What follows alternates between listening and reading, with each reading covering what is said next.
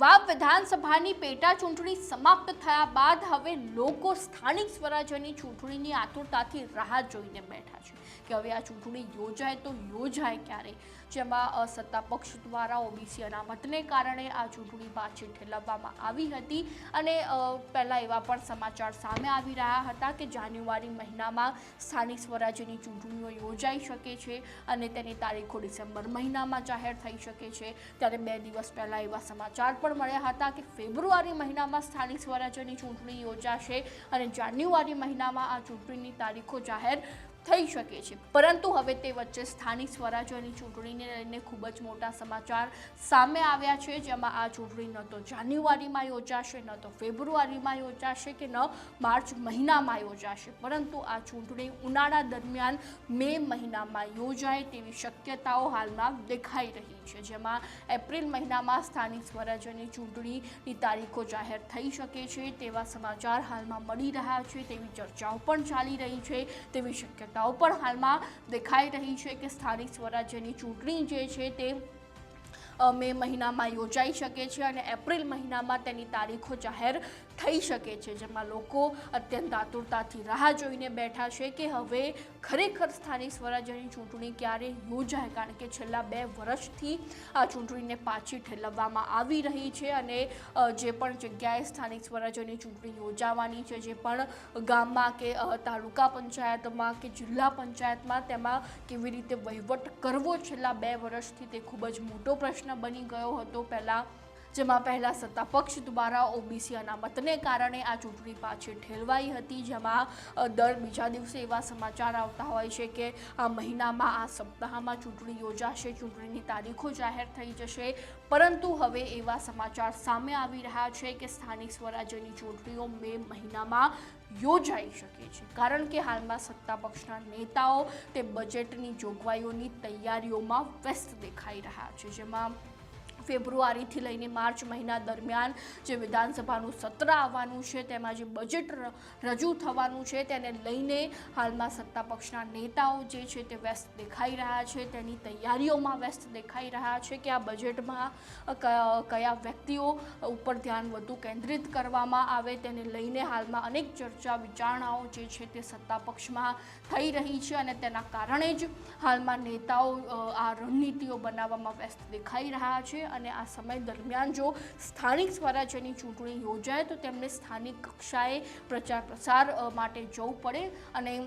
જેમાં ચૂંટણી દરમિયાન તેમણે પ્રચાર પ્રસારમાં જવું પડે, એટલા માટે કરીને આ બજેટ બાદના 2 મહિના પછી જે છે તે સ્થાનિક સ્વરાજ્યની ચૂંટણી યોજાય તેવી શક્યતાઓ હાલમાં દેખાઈ રહી છે। અને બીજા સૌથી મોટા સમાચાર એ પણ દેખાઈ રહ્યા છે કે જેમાં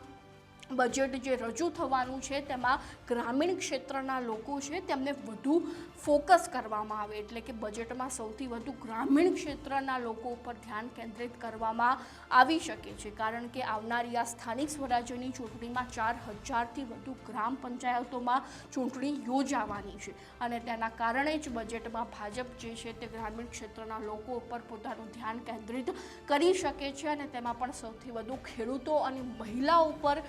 પોતાનું ધ્યાન વધુ કેન્દ્રિત થઈ શકે છે બજેટમાં તેવી શક્યતાઓ પણ હાલમાં દેખાઈ રહી છે, તેવી ચર્ચાઓ પણ હાલમાં ચાલી રહી છે, જેમાં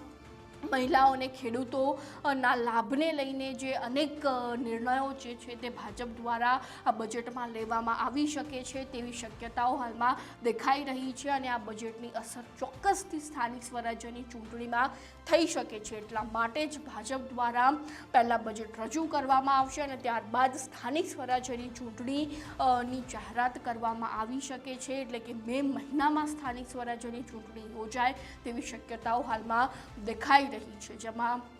ભાજપ દ્વારા તો છેલ્લા 2 મહિનાથી સ્થાનિક સ્વરાજ્યની ચૂંટણીને લઈને ખૂબ જ તૈયારીઓ શરૂ કરી દેવામાં આવી છે, પૂરજોશમાં તૈયારીઓ શરૂ કરી દેવામાં આવી છે અને આ વખતે ચૂંટણીમાં 4 પાર્ટીઓ સ્થાનિક કક્ષાએ એક્ટિવ જોવા મળી રહી છે, જેમાં ભાજપ, કોંગ્રેસ, આપ, પ્રજાશક્તિ ડેમોક્રેટિક પાર્ટી, આ 4 પાર્ટીઓ જે છે તે હાલમાં સ્થાનિક કક્ષાએ એક્ટિવ જોવા મળી રહી છે, મેદાને આવી ગઈ છે આ ચૂંટણી લડવા માટે, જેમાં પહેલાં તો માત્ર 2 પાર્ટી એટલે કે ભાજપ અને કોંગ્રેસ જ સ્થાનિક કક્ષાએ ચૂંટણી લડતી હતી, પરંતુ આ વખતની સ્થાનિક સ્વરાજ્યની ચૂંટણીમાં ખરાખરીનો જંગ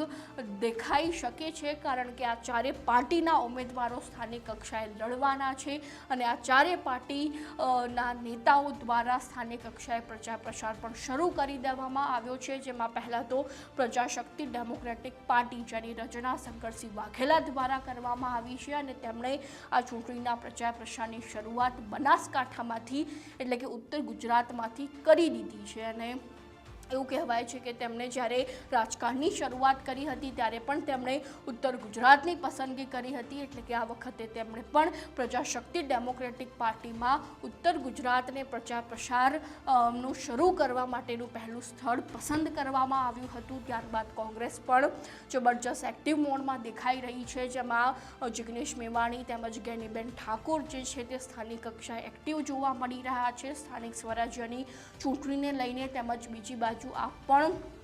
સ્થાનિક કક્ષાએ એક્ટિવ દેખાઈ રહ્યું છે, જેમાં થોડા સમય પહેલાં યશુદાન ગઢવી, આપ નેતા ચૈતર વસાવા તેમજ અન્ય આપના આગેવાનો અને નેતાઓ દ્વારા પ્રેસ કોન્ફરન્સ યોજવામાં આવી હતી અને તેમાં પણ તેમના દ્વારા જણાવવામાં આવ્યું હતું કે અમે સ્થાનિક સ્વરાજ્યની ચૂંટણી લડવા માટે હવે મેદાને આવી ગયા છે અને અમારા જે ઉમેદવારો જે છે તે સ્થાનિક કક્ષાએ પ્રચાર પ્રસારમાં પણ જોવા મળશે. આ દરેક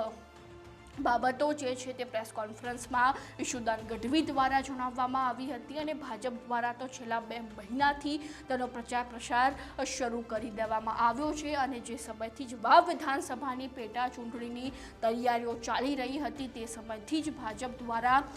સ્થાનિક સ્વરાજ્યની ચૂંટણીને લઈને અનેક રણનીતિઓ બનાવવામાં આવી હતી અને તે સમયથી જ પૂરજોશમાં તૈયારીઓ ભાજપ દ્વારા કરવામાં આવી રહી હતી અને ભાજપને લઈને પણ હાલમાં અનેક પ્રશ્નો ઉઠી રહ્યા છે કે શું પ્રદેશ પ્રમુખ સી.આર. પાટીલની અધ્યક્ષતામાં આ ચૂંટણી યોજાશે કે કેમ તે અંગેના અનેક પ્રશ્નો હાલમાં ઉઠી રહ્યા છે. તેમાં ભાજપમાં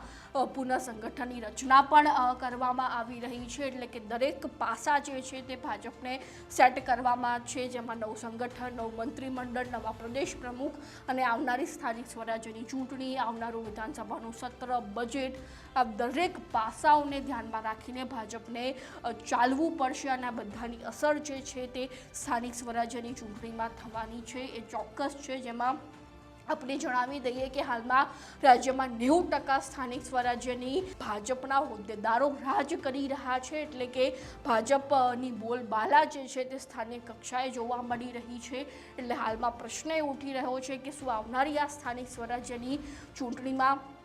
ભાજપની બોલબાલા રહેશે કે કેમ, ભાજપનો દબદબો રહેશે કે કેમ અને આ ચૂંટણી પ્રદેશ પ્રમુખ સી.આર. પાટીલની અધ્યક્ષતામાં જોવા મળે છે કે કેમ, કે પછી ભાજપ હાઈકમાન્ડ સી.આર. પાટીલના સ્થાન ઉપર અન્ય કોઈ નેતાને મૂકે છે, પ્રદેશ પ્રમુખનું પદ જે છે તે અન્ય વ્યક્તિના ફાળે જાય છે. તે અનેક પ્રશ્નો જે છે તે હાલમાં ઉઠી રહ્યા છે. તો હવે જોવું રહ્યું કે આવનારી આ સ્થાનિક સ્વરાજ્યની ચૂંટણીમાં કેવો જંગ જોવા મળશે, કારણ કે પહેલીવાર સ્થાનિક સ્વરાજ્યની ચૂંટણીમાં 4 પાર્ટીઓ જે છે તે સ્થાનિક કક્ષાએ એક્ટિવ જોવા મળી રહી છે. તો આ અંગે તમારું શું કહેવું છે અમારા કોમેન્ટ બોક્સમાં જરૂરથી લખજો અને જો હજુ સુધી તમે ન્યૂઝ રૂમને ફોલો નથી કર્યું તો તાત્કાલિક ધોરણે ન્યૂઝ રૂમને ફોલો કરી દેજો.